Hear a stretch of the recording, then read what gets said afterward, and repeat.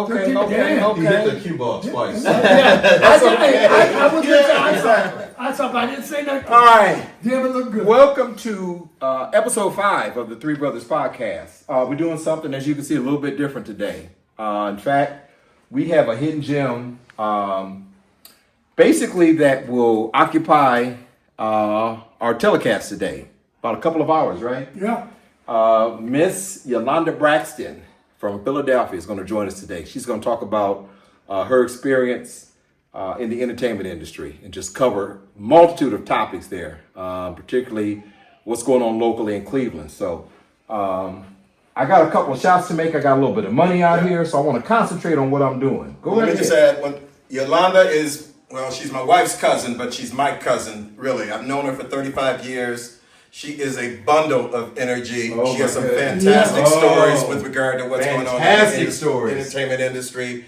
And the thing that I took away from it most is that if you ever wanted to do something like that, if you had a desire to do that, which probably all of us have at one time or another, it's available to you. And it's available to you here. And you don't even have to go to Hollywood. There's a ton of stuff that's going on right in the Akron, Cleveland area. No idea, That was the bro. real surprising part. Because I had my extra role I was working on. And when Why don't you tell us about that, Jay? I think you guys might have heard that story before. You might have heard that a time or two. Maybe a time or two.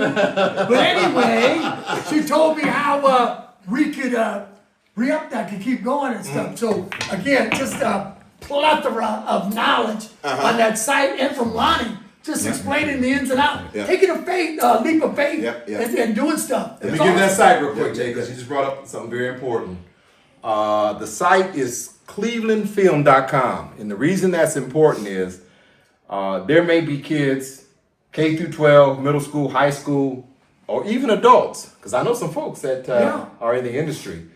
But if you have a desire to work in the industry, we talked about locally, pull up that website. They will let you know what's going on now or in the future in terms of productions. It might be plays, it might be movies that they're making. You talked about being an extra. So Shawshank was that man's film. Shawshank, right? Yeah. The Marvel series. Marvel series, that was coming out. What impressed me most was that she mentioned folks with the skill set, electricians, plumbers, carpenters, painters, etc. Can go to that website and find production work on a set. And that's just a good way to make some contacts, get one foot in the industry, doing what it is you do via your trade. It's about the mentorship programs and the acting classes. There's a lot of stuff going on. Absolutely. That you would not know about normally. So that again was really interesting. And when you see the credits roll at the end of the movie, all that crap you're seeing are jobs. Those are absolute jobs. And Jay, you mentioned leap of faith that she took, which she did, which you'll hear about during the podcast. But today, you don't really have to take that kind of a risk to have that opportunity, because that stuff exists right here. Where Yolanda gave up everything to move out to LA to pursue her dream. You living in Akron, living in Canton, living in Cleveland, living anywhere in Ohio, there's opportunities for you to be in that industry without giving up your day job, quite frankly. That's what until you become successful. That's what surprised me the most. I figured if you were going to be in the entertainment industry or the film industry or the movie industry, you had to be an actor, right? I never thought about you had to go out to California. You had to go to LA, right? Absolutely not. No. Absolutely not. That's what was really interesting. I think it's your shot. And the tape is on, but most of the people in Hollywood were regular people. You know what I mean? That just made it. And so it's just, there's no magic to this. So anybody that does have that dream or that desire can really go to that website, put in their resume, and see what happens. She's got some great Will Smith stories. I don't want to give away too much. She did screenwriting and production work, or post-production, I should say, on some of the sitcoms we grew up watching. So anyway, I don't want to give away too much, but bottom line, Yolonda BRAXTON, we call her cousin Lonnie. The website again is clevelandfilm.com. Yolonda BRAXTON is coming up next. She is our hidden gem from the week, for this week, I should say. So I hope you enjoy it. Thanks again for joining us, Three Brothers Podcast. Love you, Lonnie. Love it, yeah. So welcome back to the Three Brothers Podcast. If you look at our panel today, I'm really excited. I have been asking forever to have a woman join us, right? Yep. All the sports and the politics, and finally we got a woman in studio. So all the way from Philadelphia, we have Yolonda Braxton, or as we call her, Lonnie. Cousin Lonnie. Cousin Lonnie's Lonnie. here joining us. Thank you for joining us today. Yes. You are actually our first in-studio guest. That's right. So, yeah. I feel part of honored. history. I'm pretty Yep. excited. It'd be honored. Yeah. Yes. You'll be We the are answer very to excited. a trivia question 20 years from now. Okay, there we go. Right.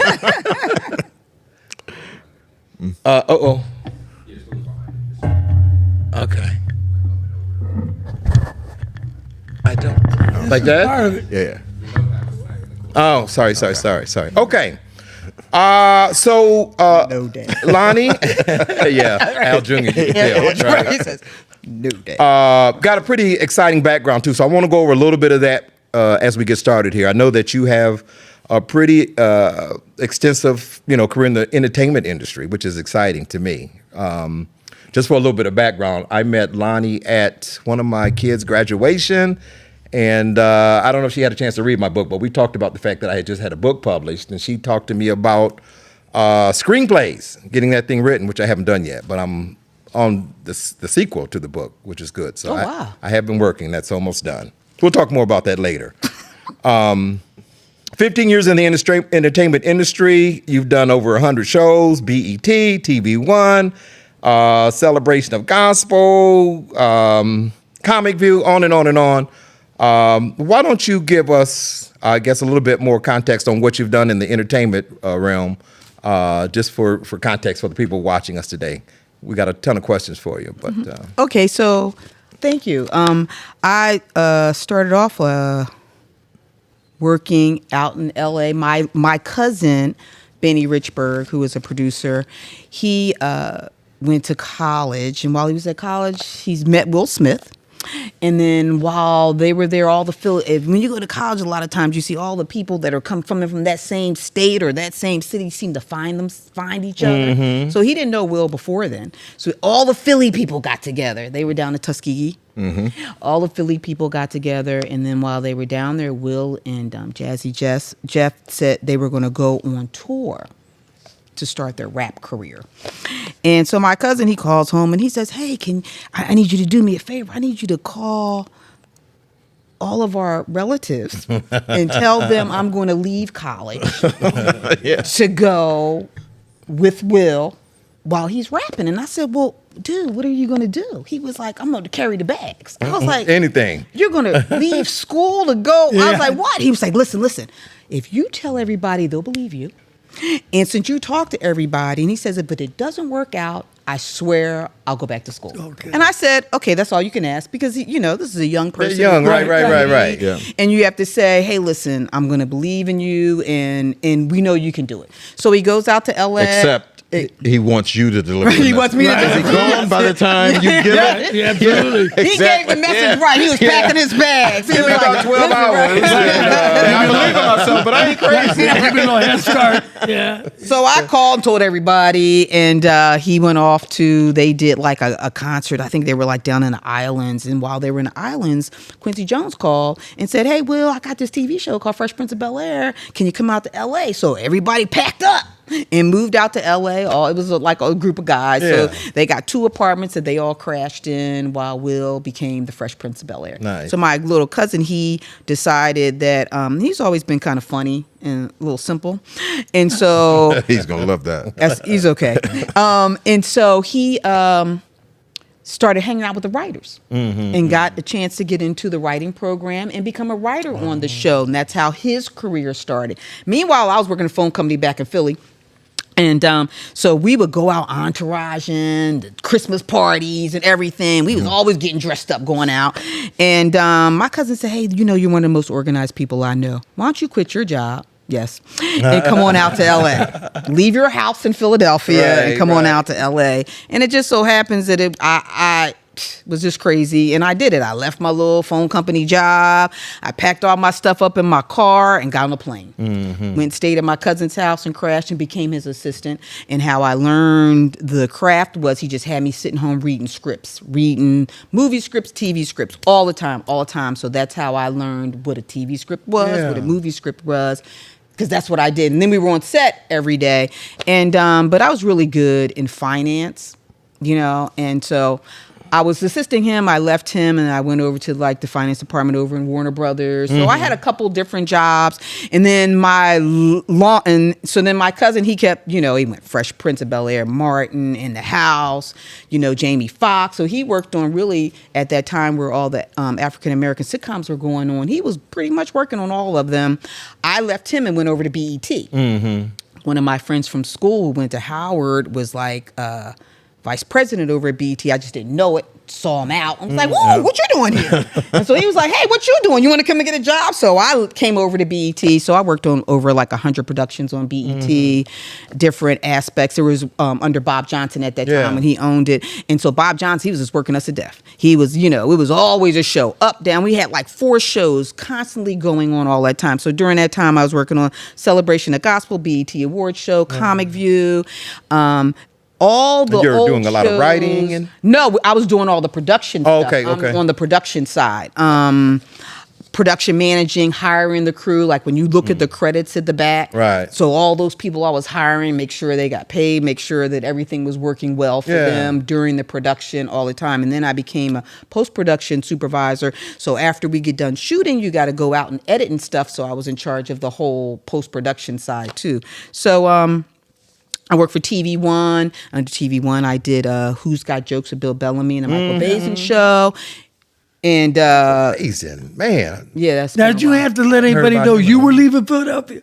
Leaving your job and just taking off and going out west? Yeah, I did have a husband at that time. And I said I was going, but he, Grace and Sam were so thrilled about that either. my parents were not happy at all because they did not want me to leave my good That's right. telephone job. That's right. Okay, because I've been working for the phone That's old company school. for a while, Yeah. and at that time I had like 4 weeks vacation. I was taking like the summertime. I was off Monday and Friday. I was going to work Tuesday, Wednesday, and Thursday. And so they were like, "What are you doing? Living that good." He already left college, and now you're going to leave your job." And my husband, he didn't care. He was like, "All right, then see you," because he was partying at the crib. Like I was gone. Y'all know that, right? The party was on. So he was like, "Yeah, go and have a good time." All right. So and then unfortunately, eventually we did have to divorce. But I just looked at the opportunity. I said, and I told my parents, I said, I can always go work at a phone company. Yeah. Because the phone companies are everywhere. Right. And at that time, the AT&T was sort of breaking up and the baby bells, So I was like, you're going to always need a phone. The phones aren't going anywhere. And the cell phones had just I was going to say, what year were you? Mid-90s? Late 90s? Yeah, in the late 90s. Okay. It was the big cell phone. Right. So, they was using us as test tubes at the phone company. They were giving everybody a cell phone for you to use, the big boxes. People were dying because, the brain waves were going through their head. But we was using it. I was walking around with my phone like it was some big thing, And I told my parents, y'all need to relax. It's going to be okay. Yeah. Luckily, I'm really good in math. So I know I can always get a job. And so I worked a lot of places while I was out in LA and it was really nice, And then my father got ill, so I came back home and to take care of him. So I haven't been in the entertainment industry in a while because I was taking care of my dad. He passed, and then I stayed home and take care of my mom. And again, the entertainment industry isn't going anywhere. I Right. could pick up. My friends are still working. My friends are And still you've on done a television. lot in the interim I've while you were in done- Philly also. But the other thing is, you guys were all just regular people. You know Regular what I mean? folks. And Yeah. Everybody, everybody went out there, like for Will, Yep. JL, that was his buddy. He's like, I'm managing, Yep, yep, and then you had Omar, who was really stylish dude, he was like, Yep. okay, I'm gonna dress you, Will, I'm gonna be your stylist. So everybody picked jobs. Right. And my cousin was like, I'm gonna hang out with the writers because I'm funny. And that's why I said Yep. he was really funny. He said, and I'll be able to learn how to write. They just took him under their wings, and he has become a very successful and accomplished writer. Yep. Then But that's neat how you found what you wanted to do. And Will and Jazzy Jeff and all these other guys, in Ohio, I mean, not everybody has a dream starting in the Super Bowl. So we can't all do that, right? Okay. But the fact that, and probably young people are doing this more and more these days, but they just decided, this is something that's interesting to me. I want to give it a shot. Yeah, I could fail, but I want to try this. Yeah. Well, I think that was great too, is taking that leap of faith. Leaving. That's why I asked. I said, he left and said, hey, cover for me until we make sure I'm out of town and got it right. But then you saying, hey, I've got a great job here. I'm living. But you know what? I think I want to do this. And too many people, we don't. We're get comfortable. Yeah, you get comfortable, and I don't want to. I want to blow. Right, and after that, all my friends who wanted to take leaps of faith out on themselves, everybody called me up. Hey, listen, I was thinking about doing this. What you think? Because you left your crib, your husband, and got on a plane and slept on the couch at your cousin's house for a little while, moved the kids out the room. You know what I mean? You just said, I'm just going to do it and see what happens. And I sat there and said, what's the worst that can happen? I have to come back to Philly. Right. Yeah. Right. The other thing is, that's a skill. That's a marketable skill. And people that have, especially today, if they're playing it safe, wanting a government job, well, they're discovering that ain't so safe anymore. You know what I mean? Yeah. And so they have this talent out there that they have developed for themselves, and now they can basically take that talent and go anywhere they want to. And I will say, I met some friends in Detroit. I used to go to the American Black Film Festival in Mexico every year. And I ended up going to Detroit for 2 years, doing film workshops. So I ended up talking to, if you're ready for this, the union workers for UAW. They had a meeting. And through my connections, I ended up at this meeting talking to these people about jobs in the film industry because they were doing tax credits in Michigan that they had never done before. That's right. So I went there. Dave Dinkins, who's a great Dave, he was the mayor there. Dave was like, hey, he embraced me because he looked at me as I was coming there to help some folks out, and I didn't know who Dave Dinkins was. I felt kind of bad, but everybody knew Dave Dinkins. Me and Dave was buddies. They was like, hey, and I was like, all right. And then they were like, you know who that is? I was like, the mayor dude. They were like, no, that's Dave Dinkins. He was like Dave Dinkins before he was the mayor. But he looked at me as hope, and I didn't look. I was just in Detroit, just in Detroit. And I got to this union meeting. This is a whole hall of union folks. And I'm talking to them about jobs and different types of jobs because at that time I could run down on the back of those credits, I could run down the job, how you get the job, entry level in, how much money you're making and everything because that's what I was doing. And when I told those guys that they was going to be working 12-hour days, because that's what we do, all right? Except for if you're working for Clint Eastwood. Clint Eastwood only works 8 hours because Clint Eastwood is a bad mofo. And so you can't work more than 8 hours with Clint, all right? That was everybody talks about that. But so you're normally working 12 hours a day. And once I hit that you'll be working 12 hours after I ran down how much money you're going to make and empty. all this. No, they started talking. Oh, is that right? I'm talking about, I said 12 hours and they must have said 12 hours and everybody, they started talking and I looked over at, there was the president and I'm sitting up on the stage and this is all the presidents of all the UAWs all sitting up there and I looked over at them and I was like, what's happening here? Because I had all their attention until the 12 hours. Right. And then 12 hours, and these are all union people, so they're working 8 hours. After that 8th hour, I'm getting paid time and a half. After that 10th hour, I'm getting double time. And then I got to take a break somewhere.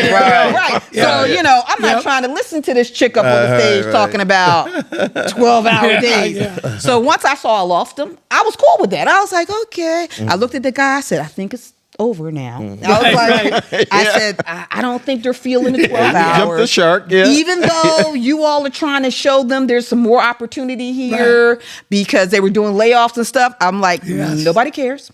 And I was like, but it's okay though, because they are going to see the people filming. They are, like what I'm saying is not something that's going to go away because they had just started the film credits. Right. So they're going to see everything that I'm talking about. And some of these people are going to go and get some jobs. Yeah. Some of these people are going to get their kids to get some jobs. Yeah. So I'm not going to look at it as a total bust. Right. I'm going to look at it as it might not be as many people, but you are going to get a lot of people here in Detroit who are going to embrace the film industry. Yeah. That's awesome. I just want to throw that in because that was interesting. Well, the thing was too, though, I was wondering, they're so used to that 8 hours, or they're so used to that union type thing. Now, the 12 hours, if you're enjoying what you're doing, and it's not the same old bing, bang, bing. Right. That to me goes a lot different way. If I really enjoy doing something, those hours don't seem to take it. Oh, definitely. So, because you got craft services, you got two 8-foot tables sitting over here full of food all day long that you can graze all day. And I call it grazing. Right. You can go eat all day long, and then we have to feed you every 6 hours. Yeah. So every 6 hours you get a meal. You come in the morning, you got a full breakfast. 6 hours later you're getting lunch. 6 hours later you're getting dinner. If you're working after that, you're getting some more food. So you get to eat all day long. So if anything, you do get to eat all day. Right. So that is like a benefit. That's a benefit for me. Right, definitely. And you always say, I can take me a sandwich home. I can eat when I get home. I can eat tomorrow. So one thing I can say is we eat very well in the entertainment industry. Yeah. And the jobs, the different jobs for the people to, people think that if I'm in the entertainment industry, I have to know some things, but it's just like regular people. So you look on television. I like to say, I used to, in LA, I used to go to the elementary schools on career day because I went to this church, a West Angeles church, and there's a lot of people, big mega church. And so I was a Girl Scout troop leader there, but I met a lot of people, and they were like, can you come to my school and talk to my kids? Can you come? So I was doing like a school tour, and I went around to different schools and I would talk to the kids. So I would use the room as the set. So the kids could understand it. So I was like, okay, and then I talked to like elementary school kids, and I'd be like, okay, this is it. So so this is the set, y'all. I said, so somebody writes the script, and in the script it says, evening, basement, couch, microphones, guys sitting around on the couch, and then they're going to read whatever the words are on the script. So I say, so how do we get this room though? I said, because it's just not the actors. I said, because if you talk, you're an actor. So that's one job. I said, you're a writer for the words. That's another job. I said, now I got the room. I said, somebody's got to put the walls up. So somebody comes in and builds some walls. Or if the walls are already there, somebody's got to come in and paint. I said, do you know we pay the painters $500 for 8 hours to paint and then watch the paint dry? And then come to set every day to make sure nobody puts a mark on the walls. I said, so if you're a painter, that's a great job. And the kids were like, then I had kids going, my uncle's a painter. And so the first time I did that, once I saw that, the younger kids can even understand what I'm saying. I said, look at this. I said, all you little girls and guys out there that like to dress, I said, we have the wardrobe department. I said, the wardrobe department, we pay people to go out and get clothes, bring them back, and then we pick out the clothes we want, and then they take the clothes back to the store. I said, they're getting $500-$600 a day on that. I said, we got the dressers, they're dressing you. I said, there's so many things. I said, you might be sewing at home or helping your mom sew. I said, there's always a need for folks like that. I said, so there's so many different things, the set people. And you have the set people. I said, they go out and take pictures of stuff at all the furniture places, and they bring them back, and then the producers pick out what they want the couch to look out. They pick out some pillows. They pick out a football right here. So the extras. I know. They pick out. So I'm sorry. I'm being very torturous at this moment because I keep smacking the microphone. So they pick out different things, and the producers sit back and they pick out what they want the set to look like. And so they go out, they purchase this stuff, or they rent it, they bring it in, we use it, and then they take it back or they give it away. And it's like really that simple. So the kids, so you had kids that were going, oh, I can be a stylist because I like to go shopping, or I like to paint, or I like to build, or do makeup. I like to do makeup. I like to do hair. So it made all the jobs real to them, because right now, if you're just watching the credits, they're not real to you. You're just watching credits. But there is a commonality in all the jobs, because they are really regular folks' jobs that, you're just making more money, and now it's got a little Hollywood touch to it. Right. Yeah, and I have to bring this up. This is what I'm going to add my thing in here. One of my, what do you call those, your bucket list, all right, was to act at a show. Now, my boy's good looks and this great a voice of mine, I didn't have too many options. Well, I joined the union, and what I did was I applied for extra role, right? Well, draft day came in, and I'm an ex-pro football player on it, so I listed all those things, and really I should have called Bernie Kosar. They were in the movie. They were in the movie. So, that wasn't me thinking, but I said I wanted to try that. But to your point, what I found really funny was how much is involved in that. I went up there and I got the jersey. I had to go through wardrobe, had to go through makeup, had to get some lines of where they want me to cheer and do things at. Now, they were holding for a shot. Man, they were serving us pizza. We were eating, and I was getting $8.50 an hour to sit on my butt. And I was like, man, this ain't all bad. And I had guys talking about who had been extras. They've been on shows, and we just sat around a great shot. We get up, we get ready to go out. Cut for the day. We've had enough. So we never made, we laid on the cutting room floor. We didn't make it out. But I made, $100 for just being up there. And it was a great experience. Because it was fun. I didn't realize all that went on behind the scenes. Yes. And I saw all those workers you're talking about. The people coming up with the food, the directors, people to clothes, come back to clothing. And I'm going, oh my God, there's a lot more involved. There's a lot more. So that was a great experience. Moving. Look at that. Oh, look at that. So that when you were saying what, God, there is. There's so much going on. There's 100 folks. And there's so many different things to do, and you can really make a lot of money and not have to work all year. So, let me ask you this, Lonnie, because I know there was a time when if you wanted to be in that industry, you had to go to Los Angeles, right? I mean, it wasn't exclusive, but that was kind of the thought. Everybody had to go to LA, and now they're doing major productions in cities all across the country. Cleveland's had, I think we talked earlier about the Avengers and Captain America and a lot of different movies that were produced in Cleveland and Detroit. So what's happening right now is, if a city is given the tax credits, they'll try to go there first. So you have before Katrina hit New Orleans. New Orleans was one of the biggest places to go and film, because their tax credits are rolling. People just going down there, decent weather, going down there and getting the money back. And, so it was a lot of movies. If you really go back and look and see, you'll see a lot of movies done in New Orleans. Atlanta, now it's like the next hub. When Tyler went down there, so one of my friends that I used to hire at BET was down in Atlanta, got a job at Tyler Perry Studios, and was running the first studio. And then he was a part of the second hangar studio that he went and got at the airport that he picked up. So, and we went down there. I was doing one of my shows in Atlanta, and so we called him up and we went over to Tyler Perry Studios, and we got to see, walk around and see all this. And Tyler just really took everything and put it in one place.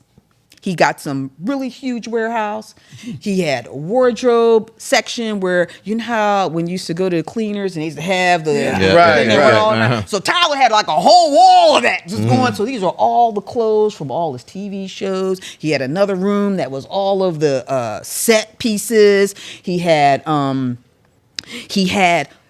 put up a floor, and it was all the edit bays. The what? The edit bays where you edit your shows after you. So he had 5, 6 edit bays, so he could have 5, 6 shows going on at one time editing, and he did have a lot of shows going on at one time. And so it was really funny because when he was getting all this together and we were doing the tours, we were down there doing Who's Got Jokes. I used to work on TV One. I did Who's Got Jokes with Ralph Farquhar, and Ralph Farquhar, he did Moesha, the Parkers. He was one of the first black writers out in LA. He worked on Married with Children. No, excuse me, Happy Days. Ralph was working on Happy Days, and then he went to Married with Children. And so we were doing Who's Got Jokes, and we were in Atlanta, and Tyler's folks came on over while we were doing Who's Got Jokes, because we had a whole crew of folks, and like they were like, hey, we got the studio we're getting ready to start whatever his first show was. And they was like, when y'all get done over here, y'all come over to us. And like, so almost everybody that we had hired went over to Tyler Perry. And like, they all got jobs. Yeah. You know, and I looked at it, that was great. I was like, so if you'd have took a job with us, that you really lucked up, because you could have, you know, went right over to him and continued working, you know, because we were only down, you know, all of our shows, we did a lot of shows across the United States. We were in town for like 2 weeks, and we only taped for like 2 days. And then we were out. Right. You know, I did a lot of going to different places, shooting, you know, and that's how, segue, when you go to your different cities, they have film offices. And here in Ohio and Cleveland, you all have a great film office. It's online. It's www.clevelandfilm.com. And when I was talking to Phil about, you know, come here, I was like, wow, what can I really talk about? And then I thought about it. I was like, soon as we get into a town, the first thing we do is go on the website to see what's happening, what's going on in the city. Like, you know, do you have a list of all your workers, crew workers, you know? Because really, when you go into a city, if you can really get with maybe 1 or 2 cameramen who work on the news station, Right. they will plug you in to all of like the professionals, because they'll spread the work. Hey, they're here. They're only going to be here for the weekend. Okay. This is how much money they're paying, or you can call this girl up and she'll tell you how much money they're paying. And then you just start getting flooded with all these calls of these folks who are like really super professionals in their field. So I don't really have to go out and find folks, because my film website is giving me the folks. Great point. You know? Well, question. So, and I'm asking this for, you know, young folks who might be watching that has an interest to work in entertainment industry in some capacity. And maybe they're at an age where their parents are kind of overseeing what they do. Right. At what point? So this is a great resource, the www.clevelandfilm.com. Definitely. At what point does like agents get involved? Agents would get involved when you actually have a role where you're speaking more than 6 lines. So you have, so let's just talk about real quick on the acting thing. So we have the acting, so we have the extras, to which anybody can be. Any age. So Jay wouldn't have needed he wouldn't have needed an extra when he was acting. He didn't need an extra. He didn't need an agent. And then offer you any extra roles. So right now on that film website, there's 11 casting agencies. Yeah. Which is a lot. Okay. So there's 11 casting agencies. And so most of the casting agencies will list like which shows they help send extras to, or, you know, they help find actors. Casting agents. So the casting agent is the person that's going to actually put you in to the film, whether it is entry level, well, not entry level, but whether it's an extra or whether it's a speaking line, which is like if you have under 6 lines, you know, SAG, and then over 6 lines, now you're in SAG. So it's a thing. I'm glad you're saying that now, because you know what? In all honesty, I got an email about a month ago. It said, are you still interested in your acting or being an extra? And I think it was either in Hamilton or Ohio, somewhere like that. They said it's a 2-hour thing from you. We'll pay 2 days. It's just 2 days. If you've got any updated photos or body, send us a picture if you're interested. And I laughed like hell, because I'm going, that was years ago. I almost thought, do I send one? You know? Or do I drive down? But I felt like it was like, wow, I had not, you know. You could have sent it. Yeah, you know, when I thought about it, but I'm going, we're doing this. How long ago was that? It was about 2 months ago. You should send it in anyway. They might still be here. Yeah, They might be. You could have been Jay Pritchard's brother on what's the sitcom? You got to think Modern Family. Modern Family. You could have been Jay Pritchard's brother. I screwed up. No, you should send it, because they might have been sending that out from wherever they are. Yeah. Trying to get some names together before they actually get here. Right. Okay. You know what I'm saying? Yeah. Jay, you got a voice and a personality. Yeah. You never I would know. totally send it in anyway. Well, I think you're like either like monster. You might not be right for this, but you'll be perfect for that. Or something like that. Something that'd be kind of my role. Oh yeah. You want to respond to them because right now they might have something else coming up. So they might be sending out feelers to see who's interested. You never know. So when they come to town, they don't have to be doing the legwork for real. They already did it. I listen to you now. It makes sense. Yeah. Yeah. So, quick story. Sure. I was in the 5th grade at Schumacher, and That's our grade school. Okay. yeah, So- grade school. Right. Sorry, I forget she's not from here. And so, drama must have been one of our classes, and I was kind of like I don't want to say a class clown, but I was kind of a cut up. But the lady, the drama teacher, they had a play, and she had a role for me, specifically for me, based on my personality. And I didn't take it because the circle I ran in, it just wasn't cool to be in a play. There you go. But all the kids went to the play. And I saw the play and the person that did the role that I was supposed to do, and it just killed me. I never said anything to anybody. But you knew you could have did it. Too. I know I could have did it, and I could have killed it because it was you know. Look at you. Was it a Christmas play? Nah, it was. I don't know what kind of And play you'd it have been was. so hot. The Right, chicks you know what I would have mean? thought you were the hottest thing. And the because teacher- you were up on the stage. Yeah, and the teacher saw in me, like she said, this has been perfect for you. So anyway, just a funny Yeah, story. but isn't that something though? You get cut out like that because again, I'm a class clown. Right. Kind of like you. I was that way in college too. I had to take a drama class, and I just cut. I went in. What am I going to do? With drama, right. So I cut up. Well, the lady came to me and said the only way I could pass, because I had skipped class. I was a clown. Right. She goes, I had to do a reading of a play for her. And would I do that? And I went, well, if it's the only way I'm going to pass, yeah. I went down in Miami into a theater, and we had our scripts. And I did the reading, and it was 2 guys who had big into athletics. Well, their wives were jealous, so they got into it. So we got into cooking, just to kind of mess with them. And we did it. Well, I did the reading for the play and got offered a job. Is that right? And the bad part about it was, well, I guess good part anyway, but I got drafted by the Miami Dolphins to play football. I got the role, if I wanted it, to travel. And it's basically like an off-Broadway, that train trips and you go here and there and play. But I got offered the role. Oh, that's awesome. And I was like, I've known this guy for 50 years, yeah. and now I'm just hearing this story. I had my oldest brother and them come to the reading. It was like 200 people. And we did the skit, but I had the one guy that was my partner. And he was one of the guys that goes, what's my motive? I'm like, I'm doing that. Who's your muse, right? What? It's easy. So I had a ball with it. I got offered that, and I thanked her after that so much because I thought at least I had an opportunity to do that. And I went on and played football, and maybe I should have stayed with the damn. But it worked out great. But it was ironic when you said that. I said, God, I did that in college. And that 5th grade teacher was Miss Slagle, wasn't it?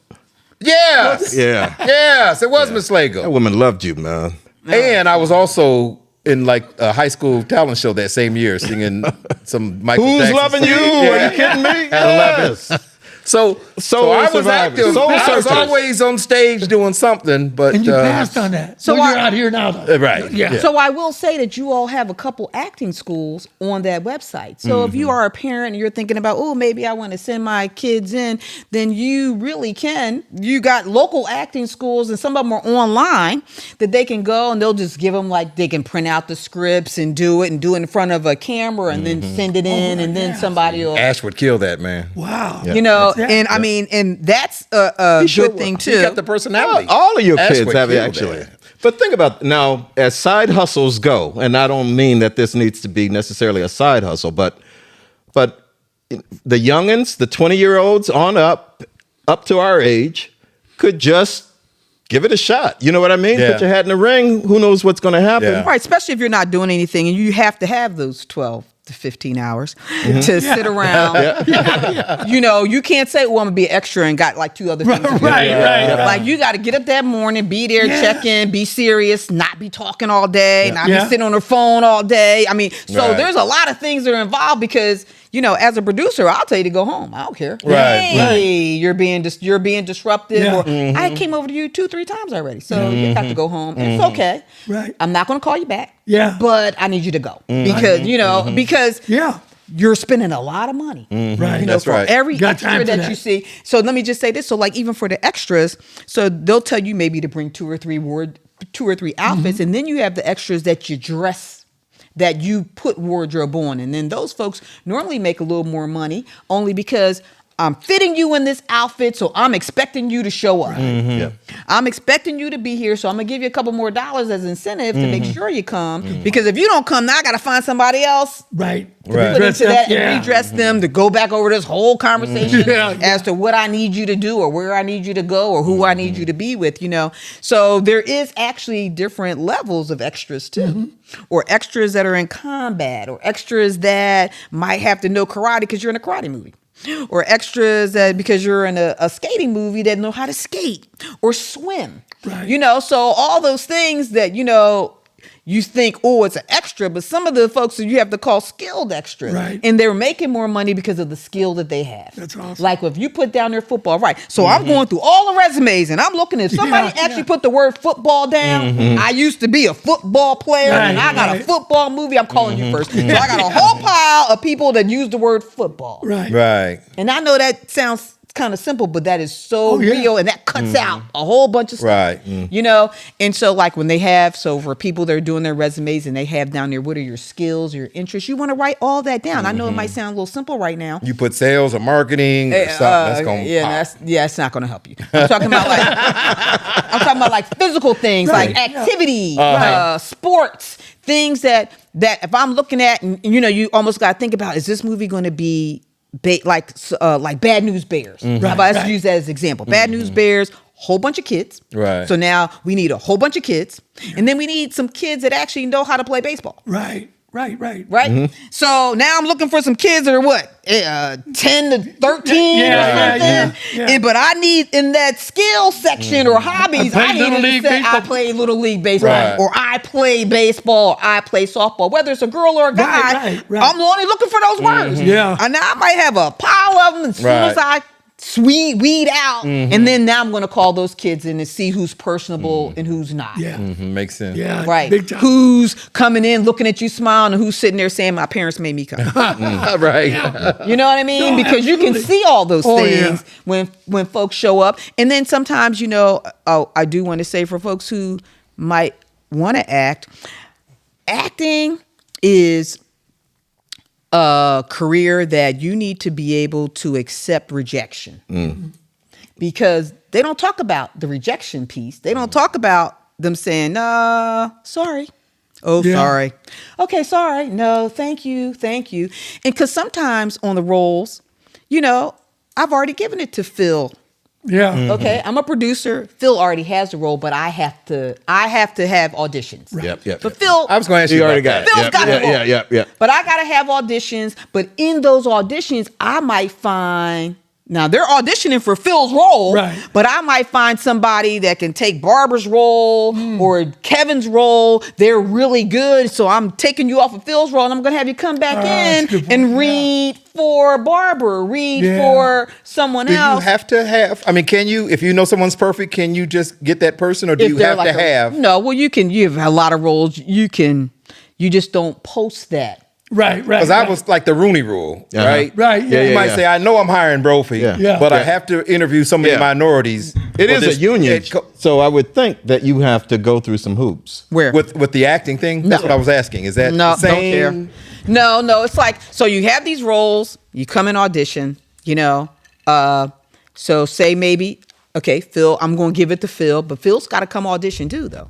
Not unless Phil's like, I don't know, like Jamie Foxx or you know, Kevin Spacey. I know. Brad Pitt, or you know.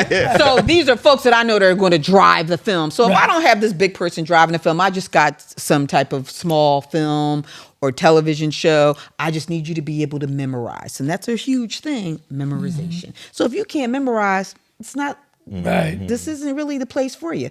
You can be an extra. Because it's about memorization. Just, you got to memorize it and regurgitate it out with feeling. That's all it is. Whatever that feeling is, for whatever those words are. So Phil might come and do it, and I know I gave Phil this role, and Phil might suck at that role. And then I'd be like, okay, Phil, we're going to have to work on hard on this because dude over here was a little better than you.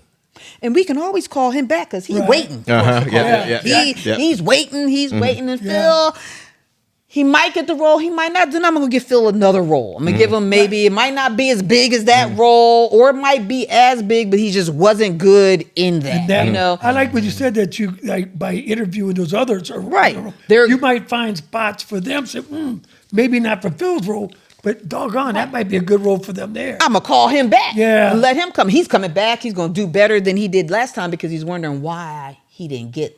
Right. He thought he did really well. And that happens a lot. Like, you know, you're auditioning for stuff and then, you know, you're like, I killed that. I nailed walked out it. of there. I killed that. You walking out, your chest all up, you all happy. And then they call back like, in 2 hours. Oh, okay, sorry about that, but you didn't get it. Or the next day, oh, sorry. You know you did well, but there could always be other extenuating circumstances. There could always be, there was a Phil. Right. You know, there could always be, we're going to do a little rewrite. We're not going to make that was an African-American man, but we're going to make it a Spanish woman. Yeah. So we're going to take that role. The writer's going to come in, because that's what writers do. Right. The writer's going to come in and he's going to change that whole role from an African-American male to a Spanish female.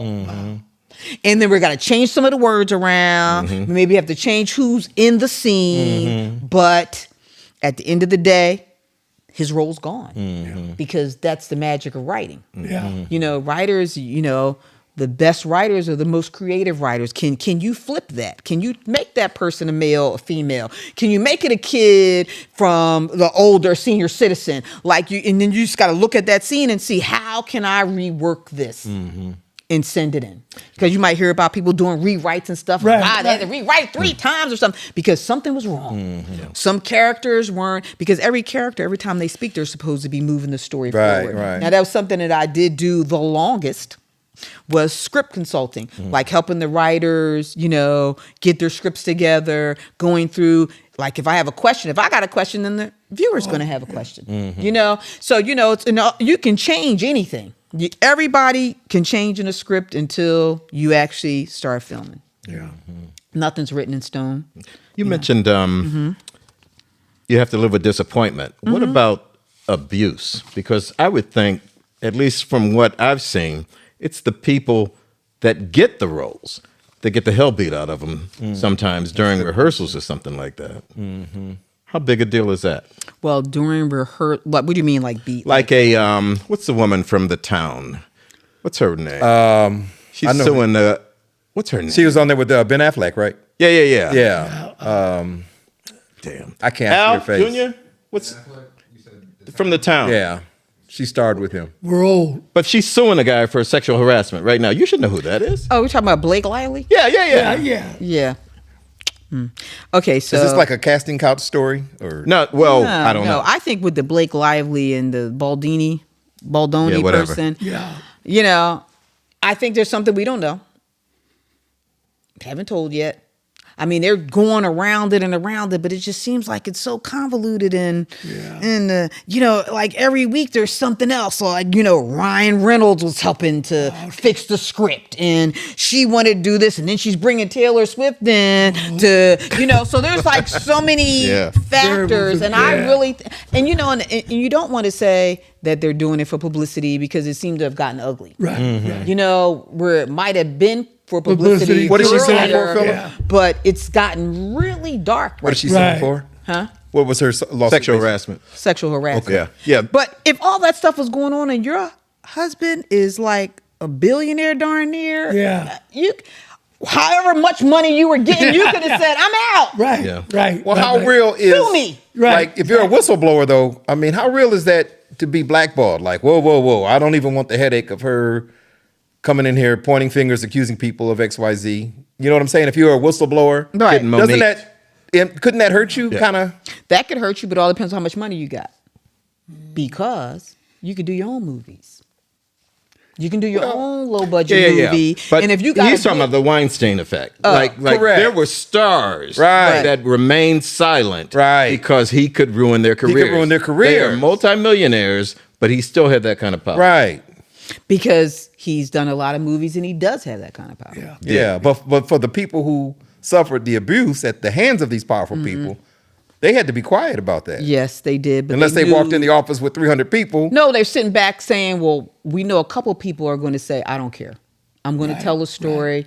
And so they let these other people sacrifice for 'em. themselves. Yeah. Gotcha. Because they just didn't care because they wanted to get Weinstein. Right. So as long as you figure his abuse was so wide Right. So long. that, and for so long that even if I was abused, I know that there's some girls who are a little who are a little more stronger than me They'll who go want to out. come out and Yeah. say it, and they're Yeah. not I going to got you. care. Yeah. Yeah. And I know I'm sitting back here in silence, but they're going to get him. vindicate me. Yeah, they're going to get him, and then maybe a little later I might write a book about it. Right. Gotcha. I might go after him a little later, or after when he passes. Oh my God, Right. you're gonna hear all kinds of stuff. Because Right, he's right. gone. Right. You know, but for right now, I'm still trying to live. I'm still trying Yeah. to. Right. I got Yeah. kids in college. Right. I got a $5 million house. Right, up on the hill. right. Yeah, I'm yeah. driving around in a Mercedes. I'm Right. driving. I got 8 cars. Lose all You that. know, right. Now Yeah. I don't have any income coming in. You know, I mean, you get residuals every 3 months, right? But you know, you want the millions of dollars that you're used to getting. Phil, you said something about Monique. Were you going to go there with I was just saying that Yeah. Monique is an example of being blackballed. For, Right. for But she speaking did out. stuff on her own. She went independent. Yeah. Did some things like that. Yeah, but she hurt. She Oh, no, went she without got her big working time. for years. Oh, no, absolutely. Yeah. No, I was wondering that. Yep. Yeah. Yeah. And that was right after What was it? her Oscar for Precious. Okay, That yeah, was yeah, when yeah. she was at the Yeah. quote unquote peak of her Yeah. career. Yeah. When she should have been getting And the she most wasn't offers. promoting it, I think, was the issue. I'm not They sure. what wanted the her to issue was. promote it and not pay her to promote it. Right. And she was offended by that. Yeah. Right. And she should have been. Yes, absolutely. Yeah. That's work. I mean, that's work. And why wouldn't they offer her money to Because somebody else was taking the money. But here's the. I don't want to get into this, but her and the what's the comedian on the radio that she has the beef with? J.L. Hughley. Yeah, you Does he have? Somebody's lying. Their stories are so polar opposite of each other. Somebody's clearly lying. And because they're actors, you don't know who's who's lying. lying. They are perfect at this shit. I listen to Monique and I say, damn, that's a sad thing. I listen to DL. How could that bitch do that to him? You know what I mean? It is just, you can't figure it out. Yeah. Yeah. Well, there's the Me Too, which was necessary. But now there's the cancel culture, right? And even, I think it impacts stand-up comedians more than anyone because you have to be guarded in what you say now. You do. And if it is not politically correct, man, like cancel culture is real. Like they will shut you down. Yep. Shut Yep. you down. Because I did 12 seasons of Comic View. Shut you down. I sit back and I think about all the celebrities that came out of the Comic Views that I did. You know, the D.L. Hughleys, the Earthquakes, the Steve Harveys, they were all Martin. They were all on Comic View while I was doing Comic View. You know, and they talked about everybody all the time. Right. Right. Yeah. Didn't care. Right. Bob Johnson Yep. didn't care. Let me tell you something. I did Comic View for 10 years. Now, BET is a network. For 10 years, Comic View was the #1 show on Comic View. And which was really funny was we would do Comic View and we aired it at like 10 o'clock on Friday. And the 1 o'clock in the morning show made the highest ratings. I love So we would Comic have View. like the Yeah, top yeah, five exactly. shows. Top 5 shows. The 1 a.m. show Yeah, on right. Saturday was #1. Yeah. And then the 10 o'clock show, that same show was #2. Right. You know, and then sometimes, you know, we would tell the comedians all the time, please don't sing nobody's songs. Don't use the words. Don't do nothing. They did it anyway. Right. And so they used to love to quote Snoop, which was really funny. They used to love the quote Snoop. And Snoop would call our office the next day saying, hey, BET, I heard him singing my song last night. All right, How was the so right residuals? up. All right, y'all. You know? And we used to laugh at that because like he would literally call the office up to say, we're looking for, okay, y'all. All right, y'all know my address. And we did though because we did a show. The BET Live. It was a talk show in the evening, and if a guest wouldn't show up, we would just call Snoop up. Hey Snoop, we need you to come, and we would send a limo down to his house. always ready. And he always. That's the craziest thing. He would always be all right. What time? And we would get in the limo. Him and all his friends, which was actually kind of funny. Him and all his friends, and he lived down in Diamond Bar, and our studio at that time was in Burbank, so it would take like at least an hour to get there. So they'd be in the limo just smoking all the weed. That's what I'm thinking. The limo door opens up and this cloud, this cloud emerges. He would from pull up on our set, and he would come out, open up the doors, and there'd be a Cheech and Chong movie. I mean, just all the smoke would come out. And it used to be so funny because it used to be funny for me to see it. I'd be like, oh, here comes Snoop, right? You know.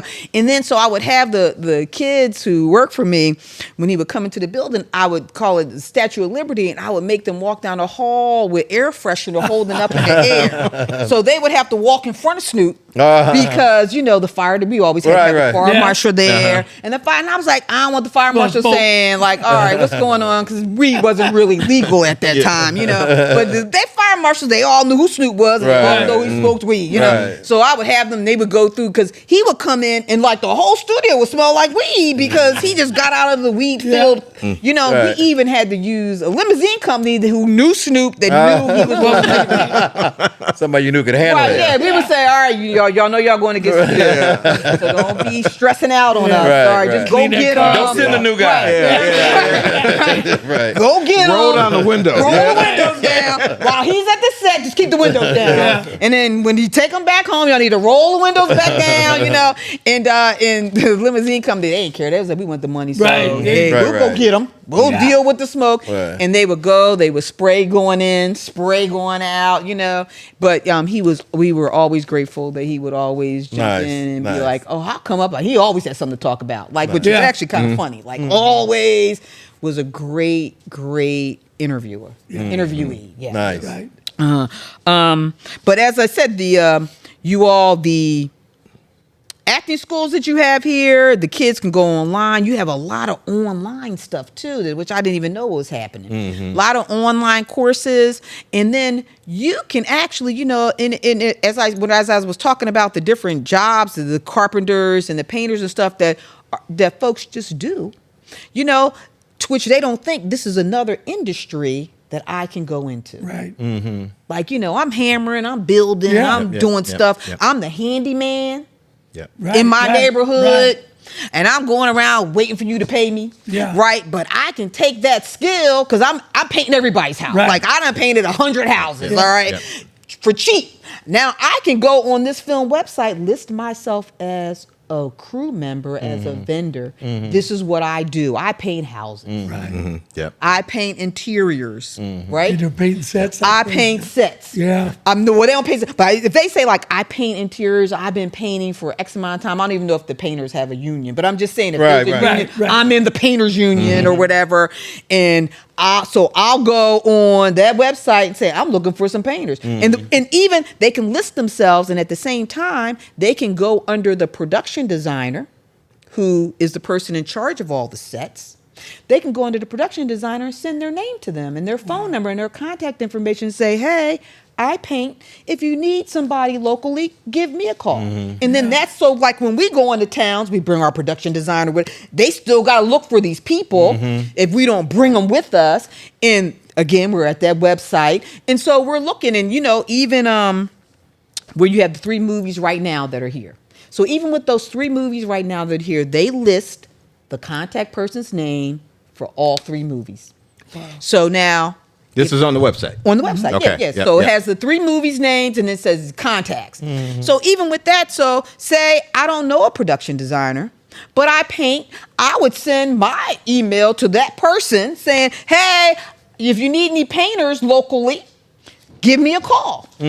And then they would take that person's name and number, send it over to the production designer.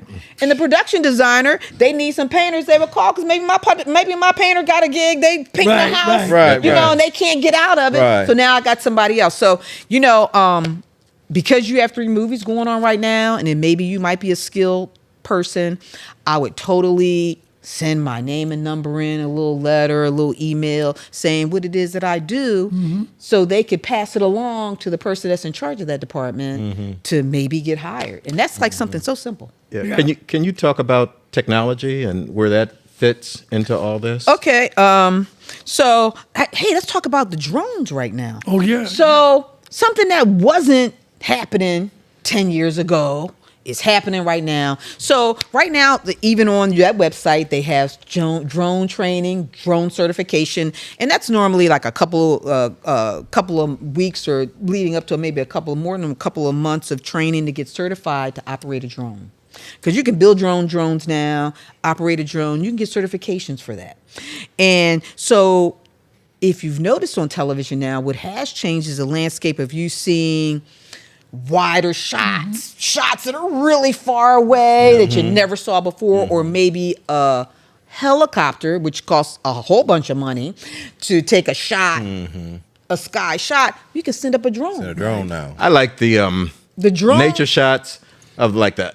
What's the dogs in Africa? What are those dogs called? Those wild dogs. Yeah. And they show how they branch out and they just coordinate their attacks. Yeah. And you see this all from above. Yeah. And mostly all that is drones now. Because they can send that drone. So, you just have a better drone that can go further. They send that drone out and you got all this stuff that you never had before. Yeah. But let me just say this though, even with the drone training, they're in the drone certification, another job that came out of that because I had hired this dude one time and he was the first AD. He assisted the director, and he was very technical. He loved tinkering and stuff, so he started building drones. So his parents have like a farm. This is in New York. So his parents have a farm like in North Jersey. And he was talking about how this was going to be his last. We were doing a PSA in New York. He said, this is my last public service and my last thing that I'm doing in entertainment because I got so many drone orders. He said, I'm building drones. The farmers are buying the drones so they can see their property. Right. Yeah. They can see everything that's going on. They can send the drones out every day if they want to. Yeah. And he was like, it has just been crazy. And I was looking at him because he was a really good dude. He was a really good worker. He had a really good eye. He was like, oh, I'm out. Yeah. He's like, I'm making so much money. So you have these different size drones that you can do. And so that, that's something that you're not even thinking about because you have people that really, don't like to talk to people, but they're just really good at what they do. Yeah. So, and that's like, let me just say this, in post-production, which is after you shoot the stuff, we have to edit the stuff, right? So post-production, I always like to say, people that are in the editing, those are folks that really don't like to do a whole bunch of talking. They don't really like to be super around personable because they're sitting in this little box, they're sitting in this room, and they're they're on the computer the whole time and they're putting stuff together and they're working with a producer and, and they're not really doing any talking. They're listening to the producer tell them what to do, but they're not, And so, anybody, like I like to call the introverts. Yeah, right. Because I used to be a post-production supervisor. The introverts, it's a great job for them. Yeah. And there's like a lot of jobs. There's, you got the editing, you got the people that have to lay it out, you have the folks that go in and edit it, you have the folks that put the music on it, you have the folks that do the audio. I mean, there's so many different jobs. We have a guy, I had my dude who used to do coloring. He sits there and takes whatever you've done and he colors it. So he goes through points where he sees you have red and maybe it didn't come out as red as you wanted it to come out, and he goes in and makes sure all that red, right? And he has an Academy Award for that. Really? They give awards for colorists. Yes, and I hire him all the time. I say, and because we didn't pay him that much money, but he just liked coming. He was out of New York, so he liked coming to LA to work on a job, but I mean, you have a lot of people who are award-winning folks, so you wouldn't know it for the little jobs. We just had a guy out of Akron get an Oscar for Tazewell. What was his name? For costume design. Costume design for Wicked. Yeah. And he's also done Hamilton and Akron Book Tour. He's done some big movies, but Wicked, which was just out, he did wardrobe design and won an Oscar for that. He went to our high school. He went to your high school? Yeah. That's awesome. Yeah. That's awesome. A few years younger than us. Yeah, I know him. We were tight. Yes, he was very happy and grateful and happy and grateful. I saw his little interviews. Nice. Actually, big interviews. So good. What else is happening here? Also on that website, they're going to have. Did I tell you they were going to have a page, industry jargon? It's a tab. They can click on that tab, and it'll list all the jobs. So if you don't really know what a job is or thinking about a job, you can see the job there in what we like to call Google. You can look it up. Yeah. You know, Yep. you know, you can find out exactly what it takes. Most jobs, entry level, you can go right in. And Nico is here. Nico. Okay. You made it just in time. Made it just in time. Okay. Looking for snacks right now. Okay, he's looking for something. Come on, everybody. Yeah. Let's see what else is happening here. Oh, if you're going to also go on the website, you can sign up. They are giving away swag and stuff from the Superman movie that was filmed here. Okay. And all you have to do is go in and sign up and register, and they're going to be giving that away. The movie's going to come out like this summer, so you'll start to hear a whole bunch of stuff about what's happening. But you can get in now and try to get some free stuff. Okay. Sweet. You have an upcoming Cleveland Film Festivals. Yes. You have a upcoming Cleveland Comedy Festival, and you also have a Cleveland International Film Festival that's actually going on right now. So let me, just to be clear, www.clevelandfilm.com Yes. is where you can find all this information. Yes. And even if there are folks looking for internships, It's on there. everything's on there. It's so many internships here, you know, and a lot of times, let me just say, a lot of times you can come in for an internship, and if you actually come in and work hard, I'm going to hire you, Right. Because there's always a job, because all we have is jobs. There's always a job, and then if you've come in and you're an intern and you're like actually trying to learn, or you want to be the best that you can be, oh, I'm bringing you in. Yep. I'll find a job for you. I'll show you how to do the job, or I'll make the person that had the job to help you learn how to do the job. Okay. You know, because we are always looking for good people in the entertainment industry, because you're not working 4, 5, 6, 7 hours. You're working all day. You know, you have to, Yeah.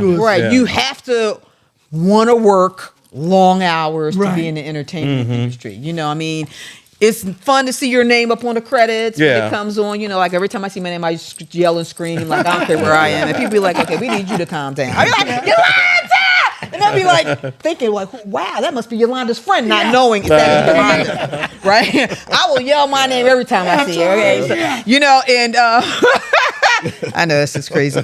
But, you know, we're always looking for good people. And then you have people who, like I had a young lady, she was my... She was a PA. That's an entry-level job that you can come. Production assistant, you can come in. And now you all just had two different, you had school, you had, in January and February, y'all had production assistant classes to teach you how to be a production assistant. You had one in January and one in February. So I'm quite sure those same folks, and that was on the website, will keep continuing to offer that. And this is a job telling you what you need to do for entry-level. You know, these are normally what the young kids come in and get those jobs, because we're working you to death. You're running around, we're working you to death. But that's your job in. Like, so out of all the TV shows and stuff that I had like a, you know, like, or like say BET Award Show, I would hire 25 people. So out of those 25 people, I'd hire probably 20 young people. But I'd hire 5 older people to help me with the younger people. Because I need, and then you always had all the people that want to sit back. They didn't care about being a production assistant. Right. They just wanted to be on set, Yeah. you know. And so if they were older, I wasn't running them to death, but I was running the younger people. They were helping me reel in the younger people to say, don't keep doing the stupid stuff. Or you know she's going to fire you. You know, so you had to have some voice of reason, Right, and I right. can't be everywhere at one time. And then, you know, the older check folks, and if this is what balances. they want to do. And then, so the checks. So if I had some young kids who were really good, and they just kept coming back to me to get jobs because I kept hiring them because they were really good, I would make them, we would go to shows, and then I would make them, we would do shows, I would make them go sit with the camera guys for a half hour. I said, go over there and sit with the camera guys for a half hour, because I'm only paying you $150 for your 12 hours. And that dude that's holding the camera guys court, all day, following behind him, I'm paying him $450 for 8 hours. And he still got time and a half after 9 to 10, and then he's getting double time. But you getting the same 150 for the whole 12 hours. You know, I need you to go stand over there with them for a minute. And then, you know, and and the young ladies, so you have some ladies that will come in dressed up like every day. And, you know, I'm like, hey, I need you to go over and for a half hour and sit with the wardrobe people and help them out, you know, and look at different other jobs, because you get this entry level job that's a production assistant, but there's like another 100 jobs. Right. So I always looked at it as to give them an opportunity to learn another job. Right. You know, I was production manager, and I will always teach somebody how to be a production coordinator. That's the next job up from a production assistant. You know, so they can come. I had a young lady, I taught her how to be a production coordinator, and she left me and went over to Major League Baseball. She went to the NFL first. She went over to NFL, took the skills that I gave her, went over to NFL, and then the Super Bowl came. She called me up. Hey, Miss Yolanda.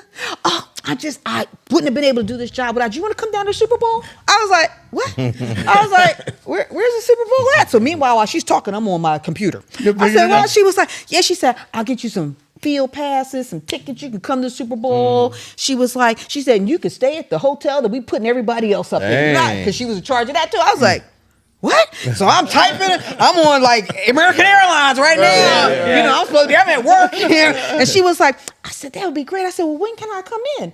And so Super Bowl's on Sunday. She said, you can come in on when you want to come in. I was like, I don't know when y'all gonna be there. Yeah, right. You know, I said, I can come about Thursday. She was like, well, come Thursday. I was like, all right then. So while I'm talking to her, I'm buying my airline ticket. Yeah. So when I get off the phone with her, before I got from her, I said, girl, I just got my airline ticket. Son, I said, I'm leaving on Thursday. I'm leaving out on, it was in Jacksonville, Florida. No, that wasn't in Jacksonville. It was in Florida. I'm leaving out on Monday. She was like, okay, Miss Yolanda, I'll see you then. I was like, okay. And I went down to the Super Bowl, and I just could not believe how I walked around and how wonderful it was. And then the next year, the Eagles went to the Super Bowl, and I went and Eagles. And I actually went to the Super Bowl for the Eagles with another one of my friends who worked at a BET News out of New York, but we were in LA. We did everything in LA. So you actually had to come through me in LA to get people to do anything. Like I was there to help you because that was my job to handle the LA office. And so she was like, girl, I'm going to the Super Bowl. She's like, the Eagles is on. So my birthday's in February. The Super Bowl was like 2 weeks, a week after that, right? February, in the beginning of February. So they were having a little birthday party for me at work. So she had called and talked to the young lady who worked for me, and she was like, listen, you need to get Yolanda's social security number, and I need you to call me back with it. So the girl was like, I got tickets for her to go see the Eagles. She was like, well, how am I gonna get her social security number? And I was at lunch. She was like, I don't know, but you need to get her social security number because I'm putting in everybody's name in right now for the people that are going. And she was like, and I need to do it right now. She was like, because I know she's going to freak out. So I was at lunch and she called me. She's like, okay, Miss Yolanda, listen. I need you to listen. She was like, now I'm going to ask you for your social security number and I need you to believe that I'm not doing anything crazy with it. Right. But I know once you find out what I need your social security number for, you're going to love me. I'm at lunch and I'm going, And she was pretty much a stable person. She wasn't like a nut or anything. So I was like, I'm going to have to take, all right, I'm going to take your word. I was like, all right, here it is. 1, 2, 3, 4, 5, 6. She was like, all right, then, Miss Yolanda, click, hung up the phone. I'm still holding the phone going, I wonder what that was about. Didn't think nothing about it. I came back to the office. It was a little surprise birthday party for me. And she said, I just need you to know the reason I called you because you are going to the Super Bowl. And I was like, what? You know, because out in LA at that time, I used to do dollar bets to everybody on the football games. You know, dollar Eagles, we're going to win. If you lost, you had to write Eagles are the best team and sign your name. And so, and there was a lot of Dallas Cowboys fans in LA. Right. Just like a whole slew of them. You know, and when football season came, I wore Eagles Monday for Monday Night Football. Then Thursday Night Football came out Thursday. Every Saturday, Sunday, like 4 days a week, I'm got some type of Eagles garb on, right? And so I was like a little nut. And so when the games would come, I was push pinning dollars on my bulletin board for when I lost, you know, because you didn't see. And I made all the Dallas fans say the Eagles are the best. And, you know, they were just really upset over that, but they would always bet me.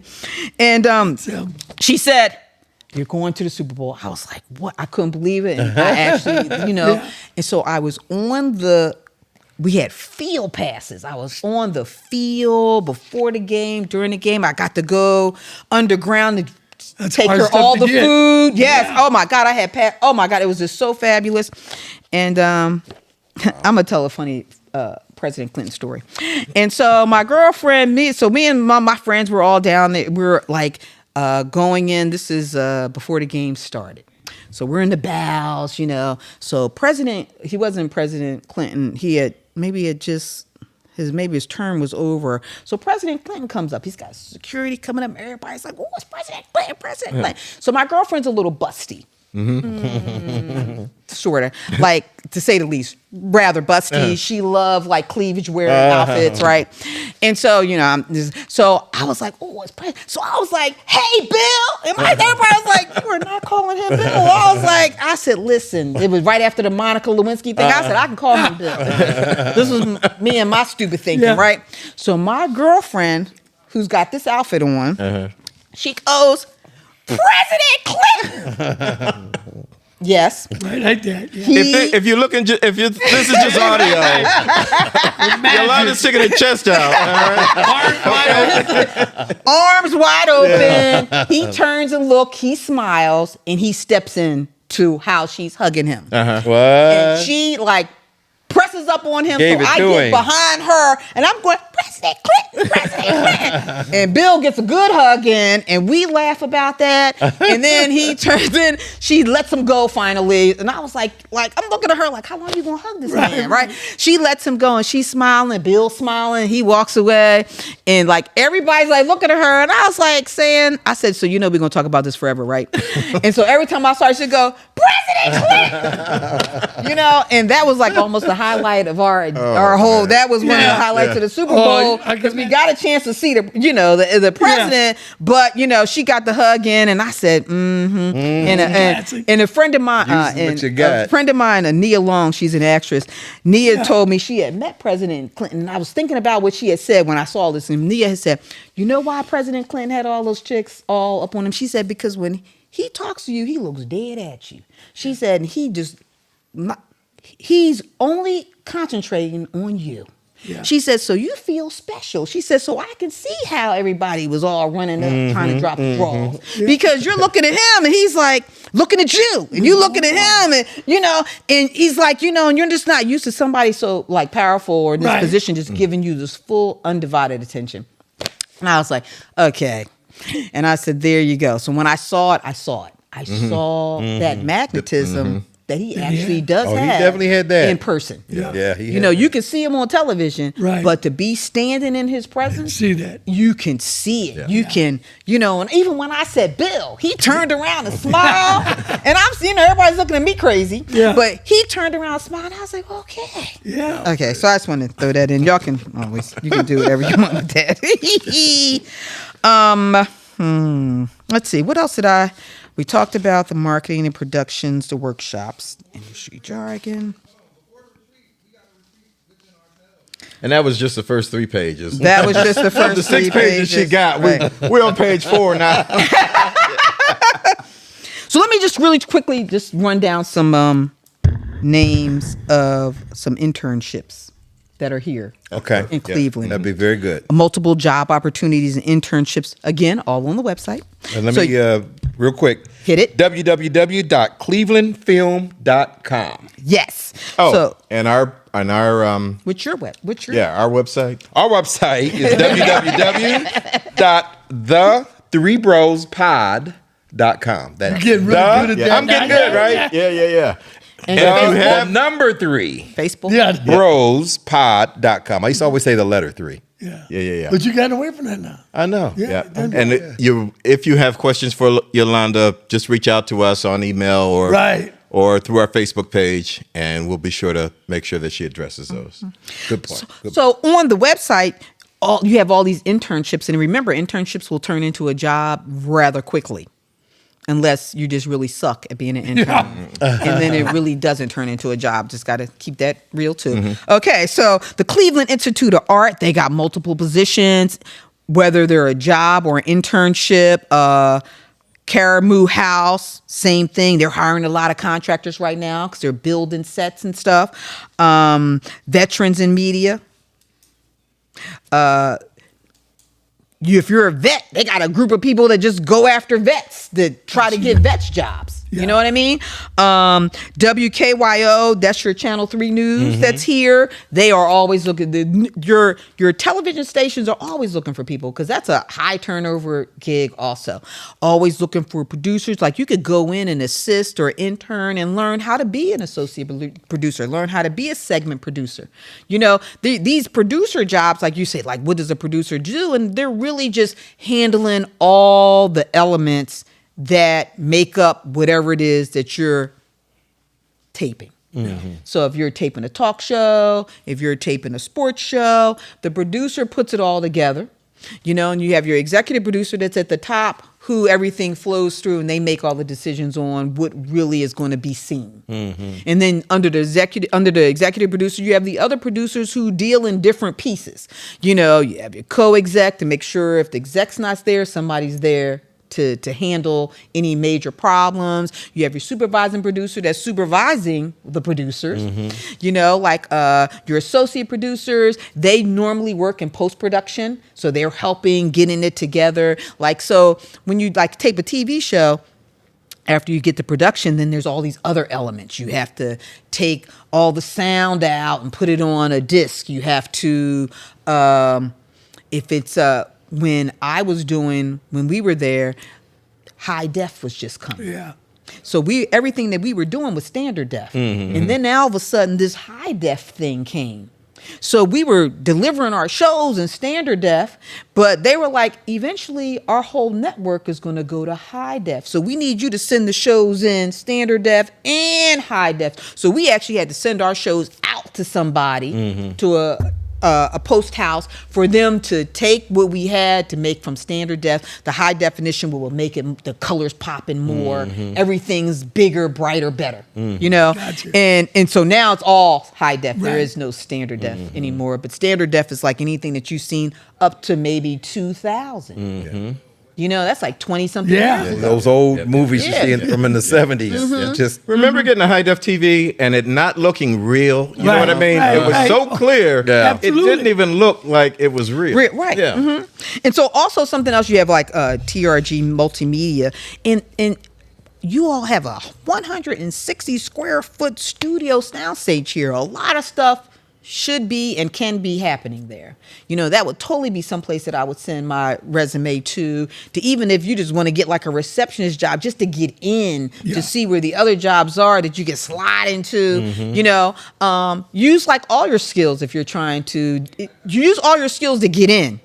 And then once you get in and get somebody to love you, then they'll move you to where they want you to go, or where you want to go. And it sounds like in a place like that, there's so much going on. There's so much going on. Because you have so much room. So many jobs, and you have so many. And then you have a place to offer the movies that are coming in, if they have some interior stuff, to come to your place to build those sets, to paint that wall, to buy the furniture for the set, to, you know, the wardrobe person. Now you can use that space to shoot all your interior stuff. You know, and you have a Cleveland Public Theater, you got the Beck Center for Arts, and you seem to have a little Broadway theatrical community here. Playhouse Square and all them going up.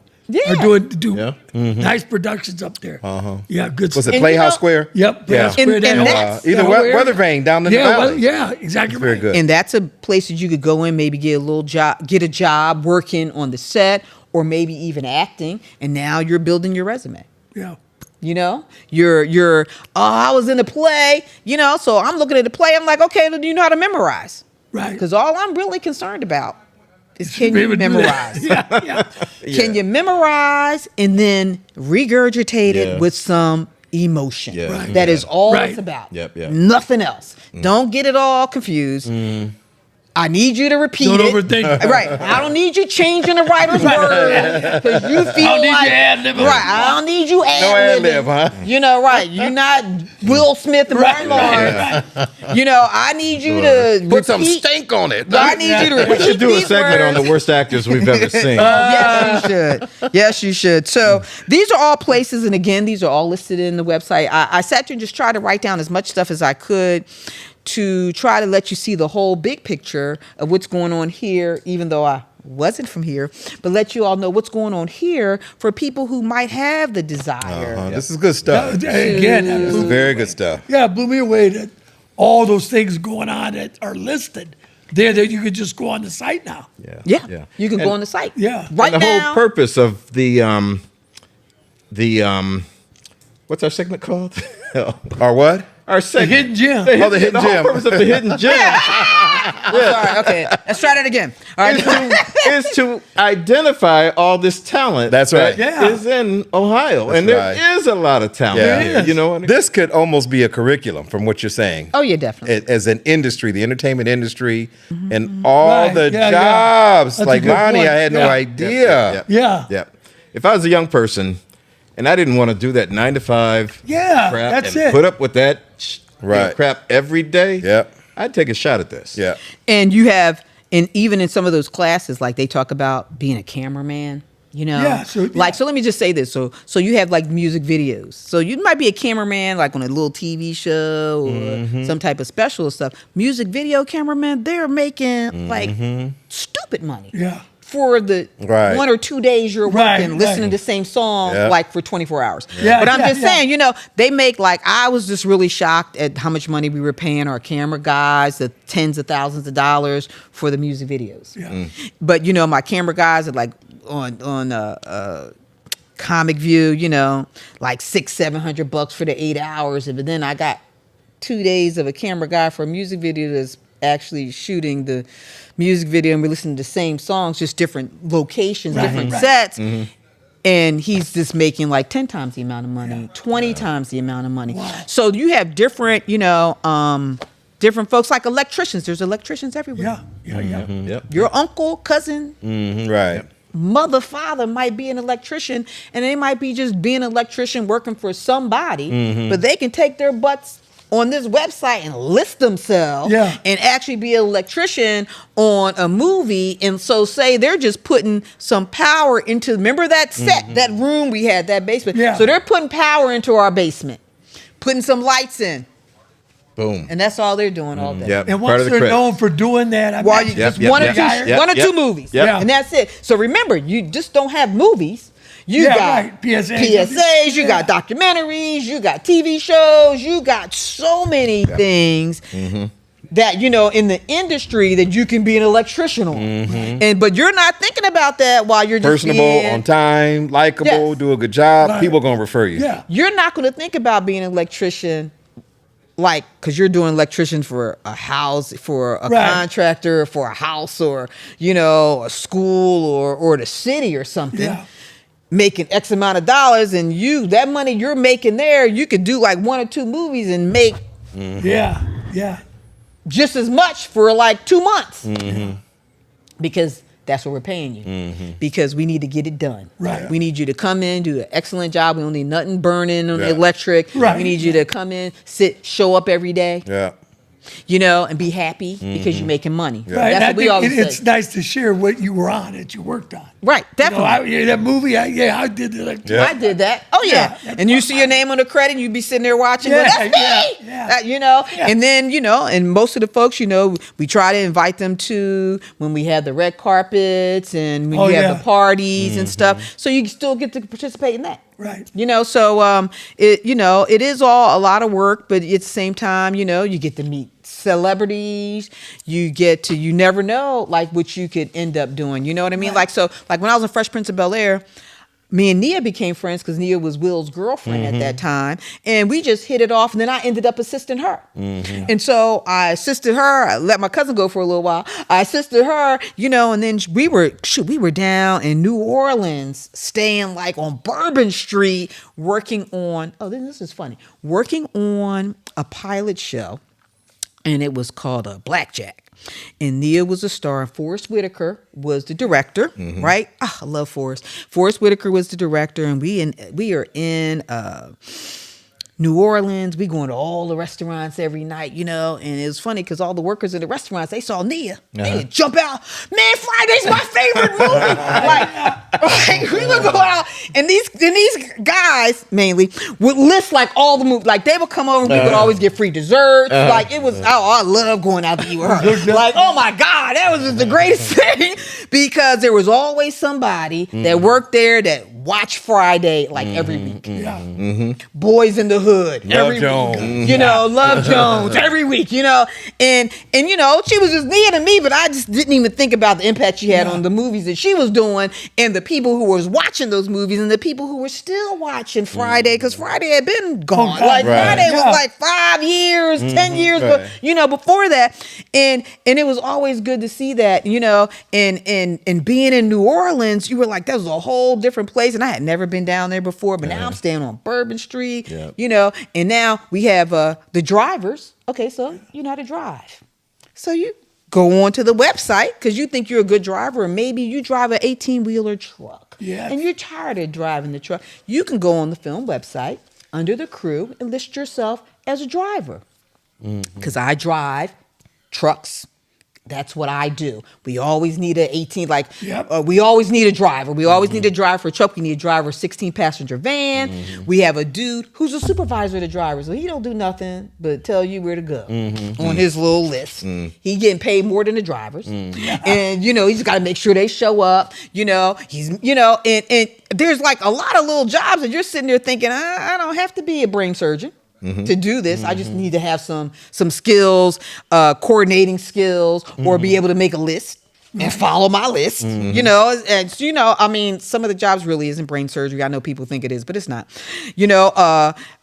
Especially like I did a Who's Got Jokes. That was a comedy show with Bill Bellamy was our host, and so we traveled the show around, and one season we had an 18-wheeler truck. We packed the truck up, and so every city we went to, we bought the set and everything was on the truck.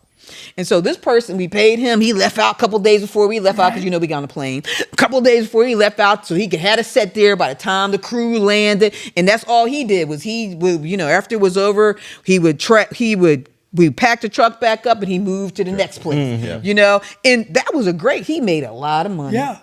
But he got to hang out with us when, he wasn't doing nothing after we got there.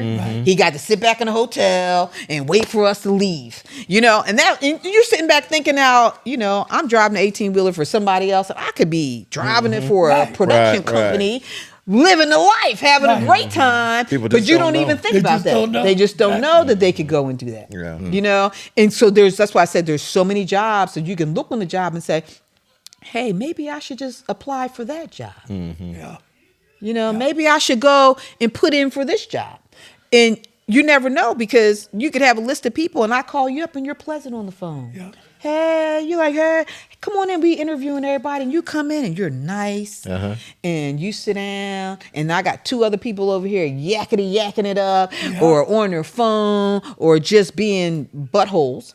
And so I know, I'm not going to get them, but I'm going to get this little dude over here because he's calm. Because I need somebody calm because in the entertainment industry, you always have to remember it's called hurry up to wait. Did you get that? Hurry up. And then you got to wait. Hurry up. And then you got to wait. And that's what it's all about. Hurry it up to wait, which is horrible, but it is true. And you just have to be patient too in this business. There's nothing going on fast. Everything is really going slow. Everything is slow. We're trying to get the shot. So like when you were saying, they did all that. And then at the end, like they were done for the day. Yeah, exactly right. Like, oh God, this is it. All right, we got to go. All right, y'all. We're going to pay you. Thanks for coming. Exactly. Thanks for coming. You had a good time. Thanks. We enjoyed it. Stay by your phone. We'll be sending stuff out. Right. We might call you to be an extra in another. And when we tape 3 days from now. And that's just how it went. And that's exactly how it is. Yep. So let me just add a couple more things to the internships and the job opportunities. You have somebody called Light Leaks. It's a community hub. And so they have That's on there too. They have fellowships. They have a film lab. They do funding. They help you find sponsorships. There we go. Right? Yeah. Fellas. Yep, absolutely. Three brothers. Yep. Right? Education, mentorship, residency. And that might be something that y'all might want to look into. Contacting them saying, hey, we have our little podcast that we're doing here in Cleveland. And what kind of sponsorships are you all helping people? Now, what is that again? It's called Light Leaks. You got a whole. You That can got click his on attention. it. Yep. Yeah, I know. Right? And they also even they even show you how to do crowdfunding. So I'm just saying, like, you have people out there that can help you get some money. Like, you might get a sponsorship for some liquor, or some beer, or some water, like anything. You know what I mean? Yeah. So Hey. and those folks, that's what they do, because they have relationships with sponsors, and then it just depends on like how many people are you reaching, or what are you doing, Right. you know, to promote our thing. You know? Okay. And then we got Shape Cleveland. They're looking for a lot of interns. And then last but not least, we have the Academy of Motion Pictures and Arts and Sciences. And they have like an 8-week summer program here. And that's for your college seniors and your graduates and professionals trying to get in the entertainment industry and learn some more stuff. Specifically drama folks? Academy Drama of Motion majors? Pictures. No, just for you. This is what you want to get into, because Academy of Motion, that's your Emmy. That's the Oscars. That's right? the Oscars. Yeah. I'm sorry, not that's the Oscars, right? So Oscars is everything. You know, so they're teaching you for 8 weeks. They're teaching you all the aspects of the entertainment industry. Okay. You know. So that's something you can apply for, and that's on there. But last but not least, let's just go over some of the movies that have been here besides your movie. And then we have the Superman. But I thought it was great. So these were all shot and filmed in Cleveland and the surrounding areas. It seems like Cincinnati and Columbus seem to be really popular places to film in Cleveland. And then you have a lot of other little small places outlining outside of Cleveland, okay?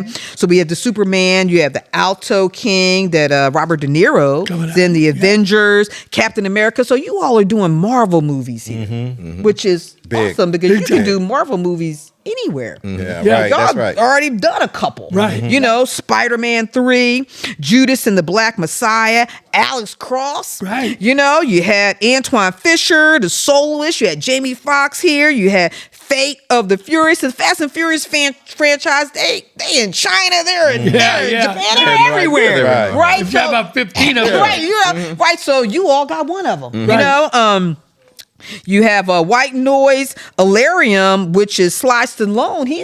He's here. Shawshank Redemption, to which I watch every time it comes on television. That was Mansfield. Mansfield. Yep. Yep. I can never get enough of Shawshank You can't. Redemption. It's the weirdest thing. It comes on and I just get stupid. Just right. I know. I sit there Like the and act like Godfather. I haven't seen it 1,000 times. All right. Done. I'm like, okay, Yolanda, you already know. You almost know some of the words. I just need You know every little I need you to change the station. You know what I Gotta mean? be helping tours also. Yeah.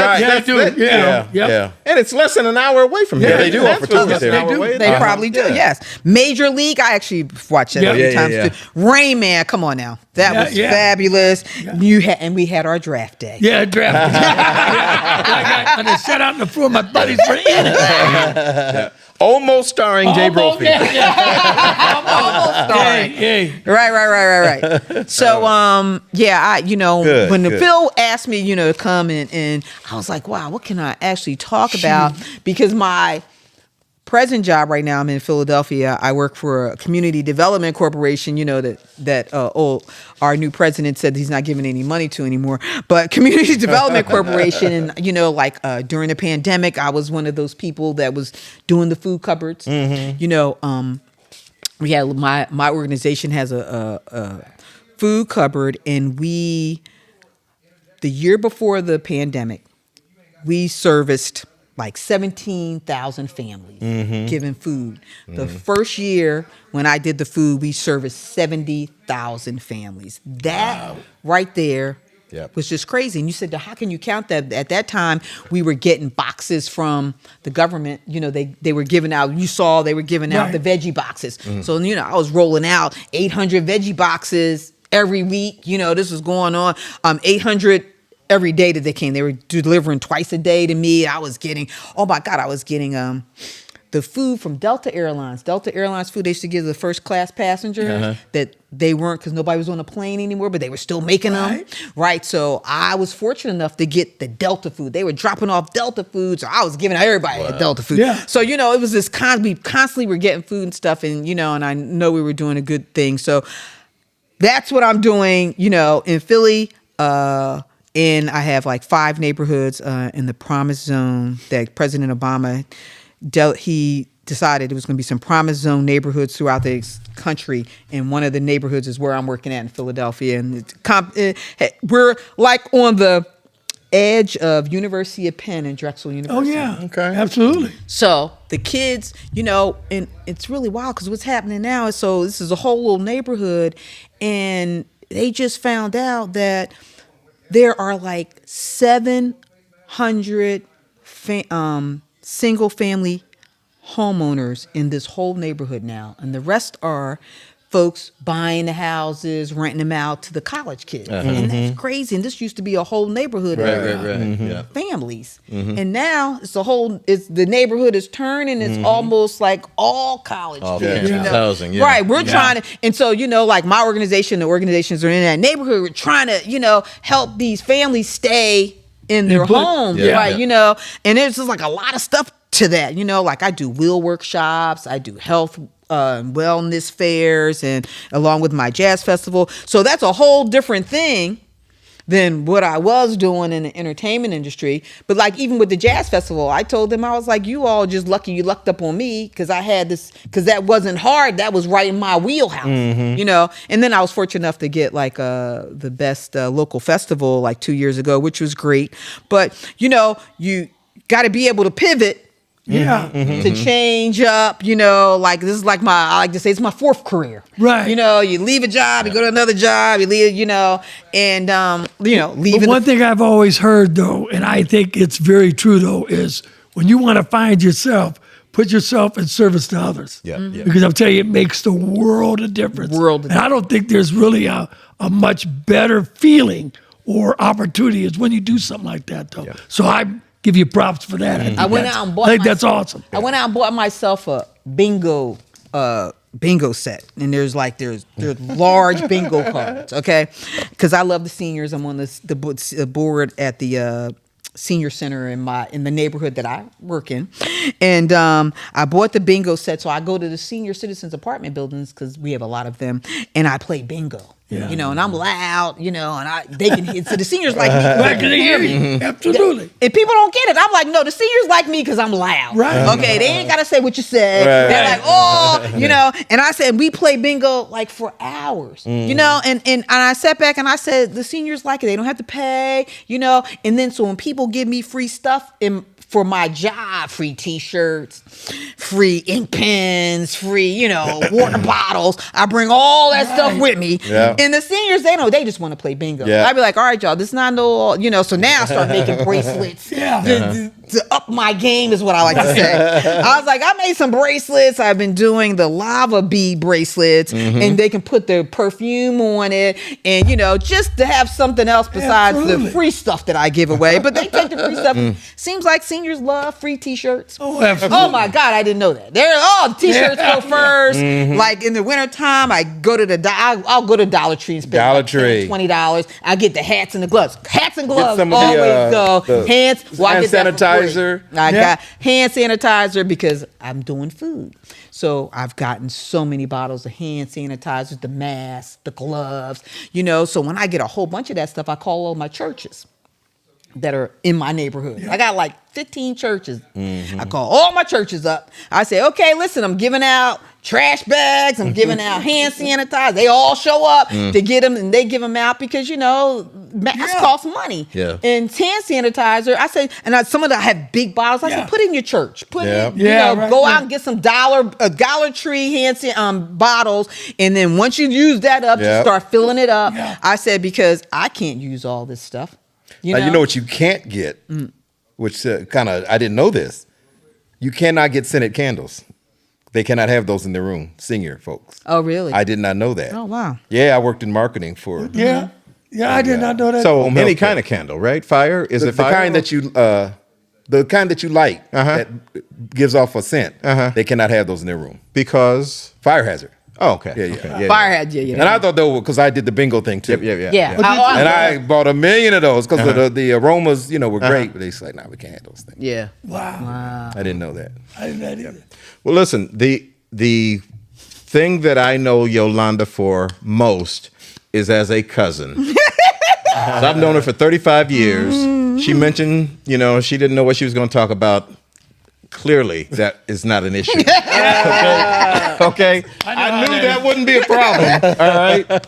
But she is all of that she talked about in terms of what she does professionally. She's all that in terms of what she does in terms of caring for others. And I've seen her in terms of taking care of her father and now her mother. She's just that relative. You know what I mean? That is in charge of the family and does what needs to be done when it needs to be done. So we get on each other every time we see each other. But I love this girl like nothing. That's so fabulous. Yeah. Thank you so much. Yeah. Jay, I'm sorry, I didn't want to cut you off. No, you ain't cut me off. I talk too much too. But you know what I loved is how informative it was, because I just get blown away every time we do these interviews. I'm like the little kid, man. I start getting into it. You just gave me a lot of info, and for people watching too, that I would not have known of, would not have followed up on. But now I can, reach out to others and tell them, Right. hey man, get on the site and check this out. Like I thought it was awesome. Right, like your friend coming over who been painting for 30 years. Right, Take your right, phone down right. and sign up for, on the crew, sign up on the website saying that you're a painter for 30 years. Because I'm going to hire the painter for 30 years as opposed to the person that didn't put the 30 years down. I'm going on the website, I need some painters, or I'm going right after the 30-year dude. Hopefully he doesn't come in with a cane. As long as he can come in and move around, I'm hiring him because I ain't got to keep talking to him. I can say, dude, I need you to paint that wall, woo-da-woo-da-woo, and when you get done, you can watch it dry, and I'm still going to pay you. And he's going to paint it, and he's going to sit back. And he's going to be happy, and he's going to eat all day, and he's going to show back up the next day. He's going to be here before everybody else. Because all the guys, they get there early. They be like, what time's breakfast? All right. Because you want free breakfast that you can eat all day. And, you want food that you can eat and sit around and then still have a job and still feel like something. And then at the end of the day, see your name up on the credits. I agree. Right? Absolutely. This has been so awesome. I got to tell you, Philip, I know talked to you about Hidden Gem. The value that you bring, just sharing that information. I mean, you are probably as good as any guest we've had. In our tenure. So thank you so much. I want to I was so worried. announce a couple of to make sure that people don't forget. A couple of websites: www.clevelandfilm.com. Very important to understand that. That is a link that just gets you resources to all the things you're looking for. Everything. If you have questions for Miss Lonnie, you can write us at www.the3brospot.com. We will certainly relay that information to Lonnie. Again, thank you so much for the value that you bring. I was, as you were talking, I have friends in the arts that are still, working in plays and singing and stuff like that. I want to follow up with them to make sure they get this information. Oh, definitely. You and I talked about screenwriting. My second book is coming out probably about 60 more days. So that's something I'm going to be looking into as well. It's huge. And some of the young folks that are involved in drama classes at school and working with parents and things like that. So that's just a tremendous resource for them, www.clevelandfilm.com. So That was a a big lot of eye-opener. value, a lot of value. So that was an outstanding job. Thank you so much for joining us on Three Brothers Podcast. Thank you for coming. All right, everybody. All right. Thanks. Peace. Have a good night.